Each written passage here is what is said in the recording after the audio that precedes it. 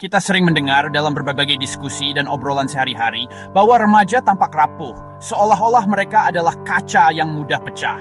Mereka terlihat mudah runtuh oleh masalah yang tampak sepele di mata orang dewasa. Namun, bagi mereka, dunia terasa berbeda. Tekanan akademis yang tinggi, tuntutan untuk selalu berprestasi, perundungan siber yang kejam dan tak kenal ampun, dan ekspektasi sosial yang seringkali tidak realistis adalah beban nyata yang mereka pikul setiap hari. Apakah generasi sekarang benar-benar lebih lemah dari generasi sebelumnya? Atau mungkinkah tantangan yang mereka hadapi saat ini memang jauh lebih berat dan kompleks? Ketangguhan mental, atau yang sering disebut resiliensi, adalah kunci untuk menjawab tantangan ini. Penting untuk diingat bahwa resiliensi bukan bakat bawaan sejak lahir, melainkan sebuah keterampilan berharga yang bisa dilatih dan dikembangkan seiring waktu. Setiap remaja memiliki potensi yang luar biasa untuk menjadi tangguh. Mereka hanya membutuhkan bimbingan yang tepat, dukungan yang tulus, dan lingkungan yang positif. Zaman terus berubah dengan cepat, dan arus informasi mengalir deras tanpa henti. Dunia maya, dengan segala kemudahannya, bisa menghubungkan kita dengan siapa saja.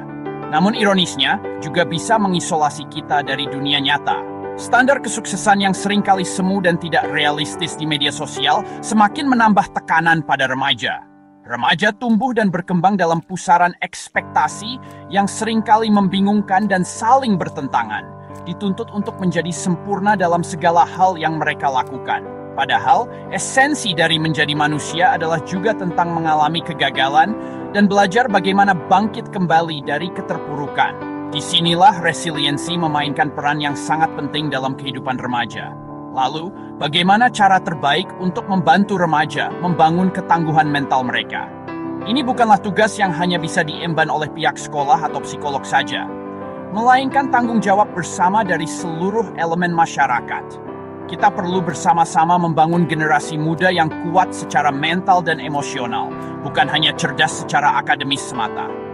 Generasi yang siap menghadapi segala badai kehidupan yang mungkin menerjang dan memiliki kemampuan untuk bangkit kembali sekeras apapun mereka terjatuh.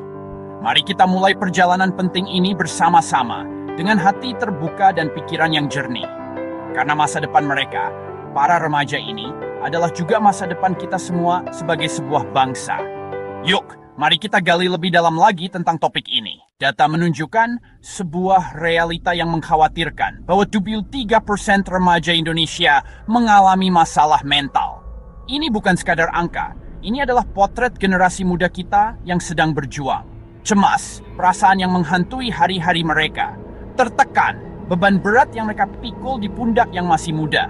Bahkan breakdown, titik nadir ketika semua terasa terlalu berat untuk ditanggung. Banyak yang merasa tidak siap menghadapi tekanan hidup yang semakin kompleks. Tekanan dari sekolah, ekspektasi keluarga, dan tuntutan sosial yang tak ada habisnya. Dan seringkali berjuang sendirian dalam sunyi tanpa tahu kemana harus mencari pertolongan. Ironisnya, banyak orang tua masih menganggap keluhan remaja sebagai drama yang berlebihan. Sesuatu yang tidak perlu ditanggapi serius, atau kurang bersyukur atas apa yang sudah mereka miliki, tanpa memahami beban emosional yang sedang mereka tanggung. Padahal, apa yang mereka rasakan itu nyata, valid, dan membutuhkan perhatian serius. Kurangnya pemahaman ini menciptakan jarak yang semakin lebar antara anak dan orang tua, menghalangi komunikasi yang jujur dan terbuka. Kita perlu menjembatani jurang ini dengan empati, pengetahuan yang benar, dan kesediaan untuk mendengarkan tanpa menghakimi. Ada mitos yang beredar di masyarakat, bahwa orang tangguh tidak pernah sedih atau takut, bahwa menunjukkan emosi adalah tanda kelemahan. Ini salah besar. Mitos ini menyesatkan dan berbahaya. Ketangguhan bukan tentang menekan emosi dan berpura-pura kuat, tapi mengenali emosi itu, menerima bahwa kita merasakannya, dan belajar mengelolanya dengan cara yang sehat. Orang tangguh tahu kapan harus meminta bantuan, kapan harus mengakui bahwa mereka tidak bisa mengatasi semuanya sendirian. Merasa rapuh adalah bagian alami dari menjadi manusia, bukan sesuatu yang harus disembunyikan atau ditakuti. Ketangguhan adalah kemampuan untuk bangkit kembali setelah jatuh, belajar dari kesalahan, dan terus maju meskipun menghadapi kesulitan. Seperti bola beke yang memantul setelah dibenturkan ke tanah, kita pun bisa bangkit kembali dengan lebih kuat. Ini melibatkan kecerdasan emosional, kemampuan untuk memahami dan mengelola emosi diri sendiri dan orang lain, kemampuan beradaptasi terhadap perubahan, dan cara pandang positif dalam menghadapi tantangan.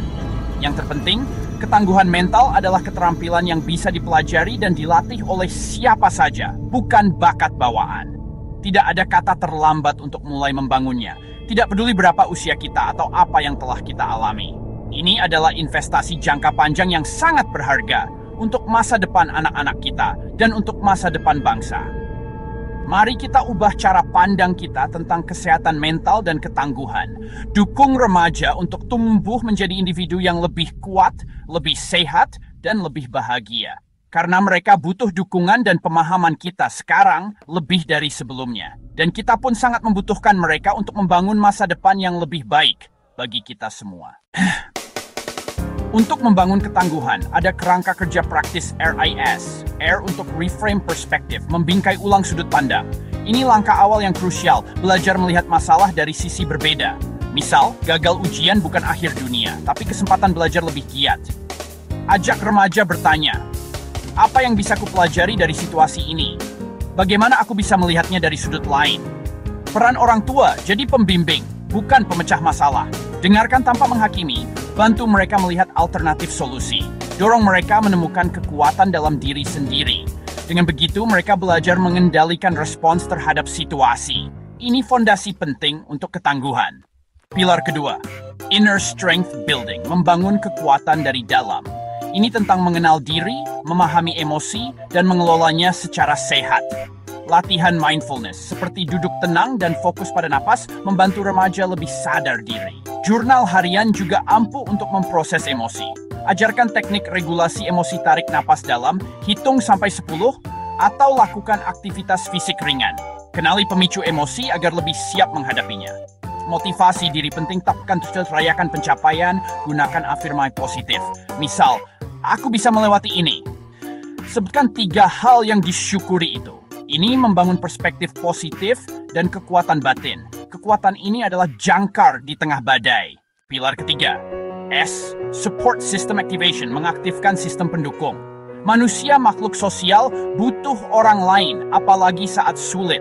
Sistem pendukung bisa dari keluarga, teman, guru, komunitas, atau mentor. Koneksi sehat dengan keluarga adalah fondasi utama. Ciptakan komunikasi terbuka, suasana aman untuk bercerita tanpa takut dihakimi. Luangkan waktu berkualitas bersama, jauhkan gawai sejenak. Teman sebaya juga penting. Bantu remaja memilih teman yang saling mendukung. Ajarkan cara menjadi teman yang baik dan mendengarkan. Terlibat di komunitas atau ekstrakurikuler, memperluas jaringan sosial. Cari figur panutan yang bisa menginspirasi dan memberi nasihat. Bangun dan rawat hubungan ini secara sadar. Saat lemah, merekalah yang membantu kita bangkit. Sistem pendukung adalah kekuatan eksternal yang tak tergantikan.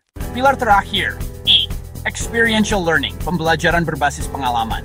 Ketangguhan mental ditempa lewat praktik nyata, bukan teori. Berikan tantangan terkontrol, biarkan remaja mencoba hal baru, ambil risiko terukur. Kegagalan dalam konteks aman sangat berharga. Mereka belajar bangkit dan mencoba lagi. Dokumentasikan pengalaman lewat jurnal refleksi. Apa yang berhasil, apa yang bisa diperbaiki. Proses refleksi mengubah pengalaman jadi kebijaksanaan. Orang tua beri ruang untuk mencoba dan belajar dari kesalahan. Jangan terlalu cepat mengambil alih. Biarkan mereka merasakan konsekuensi alami selama aman. Ini membangun kepercayaan diri dan kemandirian. Pengalaman nyata mengajarkan batas diri, strategi mengatasi masalah, dan pentingnya kegigihan. Ketangguhan tumbuh dari proses, bukan dari zona nyaman. Jadikan pengalaman sebagai guru terbaik. Deteksi dini rendahnya ketangguhan mental sangat penting. Perhatikan perubahan emosi, mudah marah, sering sedih, menarik diri, atau cemas berlebihan. Perubahan perilaku, pola tidur, makan berubah, menyendiri, atau penggunaan zat terlarang. Tanda fisik, sakit kepala, sakit perut, lelah terus-menerus. Sosial konflik dengan teman keluarga, prestasi menurun, motivasi hilang. Catat perubahan ini kapan, seberapa sering, seberapa intens. Pencegahan proaktif, ciptakan budaya resiliensi di keluarga. Normalisasikan kegagalan, ajarkan bahwa gagal itu wajar. Latih emosi sejak dini. Bantu anak mengenali dan mengelola emosi. Tanamkan growth mindset, kemampuan berkembang lewat usaha. Pujilah usaha, bukan hanya hasil. Ini membangun fondasi mental yang kuat. Jika ketangguhan remaja rendah, ingatlah, setiap tantangan adalah peluang untuk tumbuh dan belajar. Ada solusi mandiri untuk keluarga, solusi yang bisa diterapkan bersama, langkah demi langkah untuk memperkuat ikatan ketahanan mental. Buat rencana aksi mingguan. Libatkan seluruh anggota keluarga dalam proses perencanaan ini. Minggu pertama fokus pada AIR, yaitu resilience atau ketahanan, latih kemampuan menghadapi tekanan dan bangkit kembali. Lalu E, independence atau kemandirian. Dorong remaja untuk mengambil tanggung jawab dan membuat keputusan sendiri. S, social connection atau koneksi sosial. Bangun hubungan yang sehat dan suportif dengan teman dan komunitas. Dan E, emotional regulation atau regulasi emosi. Ajarkan cara mengelola emosi dengan sehat dan efektif. Konsistensi adalah kunci. Jadikan latihan-latihan ini sebagai bagian dari rutinitas harian keluarga. Siapkan protokol darurat. Diskusikan bersama apa yang harus dilakukan jika terjadi situasi sulit atau krisis. Jika kondisi memburuk, jangan ragu untuk mencari bantuan profesional. Terapis atau konselor dapat memberikan dukungan dan panduan yang dibutuhkan. Meminta bantuan adalah tanda kekuatan, bukan kelemahan. Ini menunjukkan bahwa Anda peduli dan ingin memberikan yang terbaik untuk keluarga Anda. Ingat, membangun ketangguhan adalah maraton, bukan sprint. Butuh waktu, kesabaran, dan komitmen untuk mencapai tujuan ini. Ketangguhan bukan tentang tidak pernah jatuh, melainkan tentang bagaimana kita merespon ketika kita terjatuh. Tapi selalu bangkit lebih kuat, lebih bijaksana, dan lebih siap menghadapi tantangan berikutnya. Setiap jatuh, kita belajar dan tumbuh. Jadikan kesalahan sebagai kesempatan untuk berkembang dan meningkatkan diri. Mari ambil langkah konkret. Mulailah hari ini dengan satu tindakan kecil yang positif. Ikuti tantangan 30 hari membangun ketangguhan dengan RS, sebuah perjalanan transformatif untuk seluruh keluarga. Setiap hari, praktikkan satu aspek dari RS, fokus pada satu area, dan berikan yang terbaik. Catat perkembangan, rasakan perubahan, rayakan setiap pencapaian, sekecil apapun. Jadikan ini komitmen keluarga untuk budaya resilient di rumah. Ciptakan lingkungan yang aman, suportif, dan penuh kasih sayang. Untuk masa depan generasi yang lebih kuat dan generasi yang siap menghadapi tantangan apapun dengan keyakinan dan keberanian. Siap menerima tantangan ini? Bersama, kita bisa membangun keluarga yang tangguh dan bahagia.